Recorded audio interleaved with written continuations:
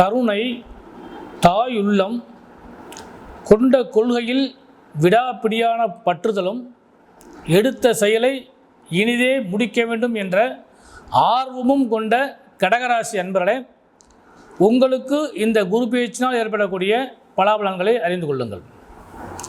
கடகராசி அன்பர்களே, உங்கள் ராசிக்கு லாபஸ்தானம் என்று சொல்லக்கூடிய 11ஆம் இடத்திலே குரு பகவான் அமர்ந்திருக்கின்றார். எந்த கிரகமாக இருந்தாலும் தான் நின்ற நட்சத்திரத்தின் வாயிலாக பலன்களை அள்ளி கொடுக்கும் என்ற விதிப்படி உங்கள் ராசிக்கு லாபஸ்தானத்திலே நின்ற குரு பகவான் முதலிலே சூரிய பகவானுடைய நட்சத்திரமாகிய கார்த்திகை நட்சத்திரத்திலே அவர் பயணிப்பார். அப்படி பயணிக்கும் பொழுது அந்த சூரிய பகவான் உங்கள் ராசிக்கு 2ஆம் இடத்து அதிபதி, தன வாக்கு குடும்பாதிபதி. அப்போ அந்த காலகட்டங்களில் பொருளாதாரத்தில் ஏற்றமே காண்பீர்கள். குடும்ப ரீதியான மங்கள நிகழ்ச்சிகள் நிறைய சந்திக்கக்கூடிய வாய்ப்புகள் கிடைக்கும். யோக பலன்கள் கிடைக்கும். வாக்குஸ்தானம் வலிமையாகும். சொல்லும் செயலும் உங்களுக்கு சம அளவிலே பயன்கள் தரும். அடுத்ததாக சந்திரனுடைய நட்சத்திரமாகிய ரோஹிணி நட்சத்திரத்தில் பயணிக்கும் பொழுது சந்திரன் உங்கள் ராசிக்கு அதிபதியாக மாறுகிறார். அதனால் உங்களுடைய சொல்லும் செயலும் உங்களுடைய புத்தி கூர்மையினால் வெற்றி அடையக்கூடிய அளவுக்கு வாய்ப்புகள் உண்டு. ரெண்டாவது ஆரம்பத்தில் சொன்ன மாதிரி குரு பகவான் உங்கள் ராசியில் உச்சமடையக்கூடிய காரணத்தினாலும் லாபஸ்தானத்திலே இப்போ உங்களுக்கு சகாயமாக அமர்க்கக்கூடிய காரணத்தினாலும் அவருடைய சுயமான, அதாவது உங்கள் நட்சத்திரத்தில் அவர் உட்கார்ற காலத்தினாலும் அந்த காலகட்டங்களில் உங்களுக்கு பலனானது ரெட்டிப்பாக மாறும். அப்போ நினைத்த காரியத்தை எல்லாம் ஜெயிக்கக்கூடிய வல்லமை கடகராசி என்பவர்களுக்கு நிச்சயமாக கிடைக்கும். இது எதன் மூலமாக கிடைக்கும்? நட்சத்திரம் என்பது வலுவானது. ரோஹிணி நட்சத்திரத்திலே குரு பகவான் பயணிக்கும் பொழுது உங்களுக்கு மிகப்பெரிய ஆற்றல்கள் கிடைக்கும். அடுத்தபடியாக மிருகசீரிட நட்சத்திரம் 1, 2 பாதங்களில் குரு பகவான் பயணிக்கும் பொழுது அது செவ்வாய் பகவானுடைய நட்சத்திரம். அந்த செவ்வாய் பகவான் உங்கள் ராசிக்கு மிகப்பெரிய யோகாதிபதி.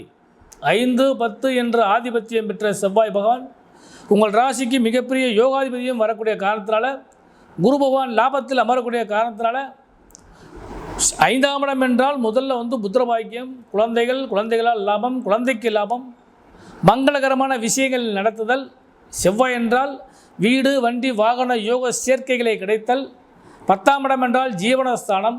அப்போ தொழில் ரீதியாக நல்ல லாபத்தை தரக்கூடிய வாய்ப்பு. இவையெல்லாம் குரு பகவான் இந்த ஓராண்டுக்கு உங்களுக்கு தர இருக்கின்றார். அவர் வக்ரகதி ஆகும் பொழுது சிறு சிறு பிரச்சனைகள் ஏற்படுமே தவிர பெரிய அளவு பாதிப்பை ஏற்படுத்தி கொடுக்க மாட்டார். அதனால் கடகராசி என்பதிலே உங்களுக்கு இந்த வருஷம் குரு பகவானுடைய பெயர்ச்சி நல்ல பலனை சிறப்பாக கொடுக்க வாய்ப்புகள் உண்டு. இதனால் பயனடையக்கூடியவங்க யாருன்னு சொல்லி முதல் கேட்டிங்கன்னா முதல்ல தொழிலாளர்கள் தான். ஏன்னா தொழிலாளர்களை பொறுத்தளவுக்கு இந்த வட்டம் மிக நல்ல பலன்கள், நிறைய லாபமே கிடைக்க போகிறது. அடுத்து தொழில் வியாபாரம் செய்கிறவங்களுக்கு வியாபாரத்தில் அதாவது எதிர்பார்ப்பதற்கும் மேலாக பலன்கள் நிறைய கிடைக்க போகிறது. புது புது தொழில்களை செய்வது, புது புது வியாபாரிகளை சந்தித்தல், வியாபாரத்தில் நுணுக்கங்களை கற்றுக்கொள்ளுதல், வியாபாரத்தின் மூலமாக புது புது லாபங்களை சந்தித்தல், நண்பர்கள், உறவினர்கள், கூட்டாளிகள் இவர்களால் ஆதாயம் அடைதல், இவையெல்லாம் தொழில் வியாபாரம் செய்கிறவங்களுக்கு சிறப்பாக கிடைக்கும். அடுத்து உடல் நலத்தை பொறுத்தளவுக்கு இந்த வருஷம் கொஞ்சம் கவனமாகத்தான் இருக்கணும். ஏன்னா அபரிமிதமான லாபங்கள் கிடைக்கும் பொழுது அபரிமிதமான செலவுகள் நீங்கள் செய்ய வேண்டிய காலகட்டங்கள் வரும். அப்போ தேவையில்லாத இந்த உணவுகளை உட்கொள்ளுதல் அல்லது தேவையில்லாத பழக்க வழக்கங்களை ஏற்படுத்தி கொள்ளுதல் இதெல்லாம் உங்களுக்கு பிரச்சனையாக அமையும். அதனால் உடல் நலத்தில் மட்டும் சற்று கவனமாக இருந்து கொள்ளுங்கள். அதே மாதிரி கொடுக்கல் வாங்கலில் நிதானமான போக்கவே நீங்கள் கடைபிடிங்க. யாருக்கும் நீங்கள் ஜாமீன் போடாதீங்க. நானாச்சு அப்படின்னு சொன்னீங்கன்னா அப்புறம் அதுவே உங்களுக்கு பிரச்சனையாகவும் மாறக்கூடிய வாய்ப்புகள் உண்டு. அதனால் கூடுமானவரை பொருளாதாரத்தில் ஏற்றம் காண்பது போல நிதானமான தன்மையை கடைபிடித்தால் நல்ல பலன்கள் நிச்சயமாக உங்களுக்கு கிடைக்கும். அடுத்து சுபமங்கலத்தை எதிர்பார்த்து காத்திருக்கக்கூடிய கடகராசி என்பவர்கள் அனைவருக்குமே இந்த ஆண்டு சுபகாரியங்கள் ஜெயமாக நடக்கக்கூடிய வாய்ப்பு உண்டு. அதுவும் குறிப்பாக சொல்லப்போனால் குரு பார்வை 7ஆம் இடத்தை பார்க்கிற காரணத்தினால, 9ஆம் பார்வையாக 7ஆம் இடத்தை பார்க்கக்கூடிய காரணத்தினால மங்கள சம்பந்தப்பட்ட விஷயங்களில், குறிப்பாக கல்யாண சம்பந்தப்பட்ட விஷயங்களில் நீண்ட நாட்களாக கல்யாணமாகாத ஆண்களுக்கும் பெண்களுக்கும் இந்த கடகராசிக்காரர்களுக்கு மங்கள யோகங்கள் குரு பகவானால் கிடைக்கக்கூடிய வாய்ப்புகள் உண்டு. அதுவும் மனம் விரும்பிய மணாளன் கிடைப்பதற்கு இன்னும் அதிகமான வாய்ப்புகள் உண்டு.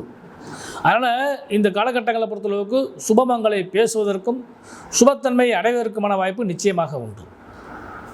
அடுத்து பெண்களுக்கு, இலகிய மனம் கொண்ட பெண்களே, சற்று பிடிவாதமான குணம் கொண்ட பெண்களே, கணவன் மனைவி உறவு இந்த ஆண்டு முழுவதும் அந்யோன்யமாக இருக்கும். நான் முதல்ல சொன்ன மாதிரி சூரியன் நட்சத்திரத்தில் பயணிக்கும் பொழுது குடும்பத்தில் உங்களுக்கான ஒரு பெரிய பங்களிப்பு நிச்சயமாக கிடைக்கும். இது செய்ய வேண்டும் என்று நினைப்பீர்கள், அதை செய்வதற்கான வாய்ப்புகளை முதல்ல ஏற்படுத்தி கொடுப்பார். அதற்கு அடுத்தபடியாக பார்த்திங்கன்னா சந்திரன் நட்சத்திரத்தில் பயணிக்கும் பொழுது உங்களுடைய கை ஓங்கி நின்றாலுமே கணவருக்கு சில பிரச்சனைகள் ஏற்பதற்கான வாய்ப்புகள் உண்டு. பொருளாதாரத்திலையும் சரி, அல்லது அவர் வேலை பார்க்குற இடத்துலையும் சரி, அல்லது அவருடைய உடல் நலங்களிலும் சரி, ஏதாவது சின்ன சின்ன பிரச்சனை ஏற்படுறதுக்கு வாய்ப்பு உண்டு. அந்த காலகட்டங்களில் ஒரு வீட்டை தூண் மாதிரி நின்று பராமரிக்கக்கூடிய சக்தி பெண்களிடம் தான் இருக்கிறது. அந்த சக்தி பெற்ற பெண்கள் நிச்சயமாக கணவருக்கும் மனைவிக்கும் இருக்கக்கூடிய அந்த சிறு சிறு கருத்து வேறுபாடுகள் அல்லது பிரச்சனைகள் இவைகளெல்லாம் முன்னின்று தீர்த்தீர்களானால் நிச்சயமாக நல்ல பலன்கள் நிச்சயமாக கிடைக்கும். அடுத்து விசேஷங்களை எதிர்பார்த்து காத்திருக்கக்கூடியது, அதாவது முதல் சொன்ன மாதிரி மங்களத்தையோ அல்லது புத்திர பாக்கியத்தையோ அல்லது வீடு வண்டி வாகன யோக சேர்க்கைகளையோ எதிர்பார்த்து காத்திருக்கக்கூடிய பெண்களுக்கு இந்த ஆண்டு ஒரு பலமான ஆண்டாக அமையக்கூடிய வாய்ப்பு உண்டு. அதனால் எல்லாம் வல்ல இறைவனுடைய திருவருளால் கடகராசி என்பவர்கள் அனைவருக்குமே குரு பகவானுடைய பார்வையினால் நல்ல யோகங்கள் கிடைத்திட இனிய நல்வாழ்த்துக்கள். கடகராசி என்பவர்களே, நீங்கள் வழிபட வேண்டிய குரு பகவான் எங்கு இருக்கிறார் என்று கேட்டால், உங்கள் ராசியில் முதல் உச்சமடையக்கூடிய காரணத்தினால, உங்கள் ராசி நீர் ராசி என்ற காரணத்தினாலையும் முதல்ல கடல் ஸ்தலங்களில் அல்லது நதி ஸ்தலங்களில் இருக்கக்கூடிய குரு பகவானை வழிபாடு பண்ணுங்கள். கடல் ஸ்தலம் அப்படின்னு சொல்கிறப்பே திருச்செந்தூர் தான். திருச்செந்தூரில் முருகப்பெருமானுடைய ஆலயத்திலே மேதா தட்சிணாமூர்த்தியாக குரு பகவான் காட்சி தருகின்றார். அவரை வழிபாடு பண்ணுங்கள்.